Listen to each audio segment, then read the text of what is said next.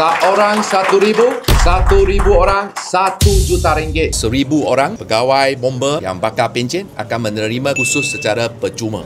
Kita mempunyai lebih kurang 15,000 anggota bomba di seluruh negara. Setiap tahun ada mereka yang sudah sampai umur pencen tapi masih kuat dari segi batin dan juga daripada kudrat dan daya. Maka atas inisiatif yang sangat positif dan baik ini, NIOS akan bantu melatih 1,000 orang pegawai bomba yang pencen supaya mereka lebih layak dan akan menjadi permintaan ramai daripada pihak industri selaras dengan Akta Pekerjaan yang telah pun dikuatkuasakan. Biasanya nak hadir khusus sedemikian kena bayar fee 1,000 seorang, tapi bagi Bira Merah kita di mana 1,000 orang pegawai bomba yang bakar pencen akan menerima khusus secara percuma. Maka hari ini kita menerimalah sentuhan kasih 1 juta ringgit daripada Kementerian Kesuma. Jumlah yang telah pun disasarkan oleh Kesuma adalah 10,000 orang seluruh negara. So ia merupakan sentuhan kasih 10 juta dalam tempoh 3 tahun, 5 tahun yang akan datang. Ini adalah kali pertama di mana Jabatan Bomba dan Penyelamat Malaysia bekerjasama sebagai rakan strategik NIOS di bawah Kementerian Sumber Manusia selepas kejayaan Jabatan Bomba kerjasama dengan Kementerian Kesihatan di mana kita berjaya transformasikan flying doctors menjadi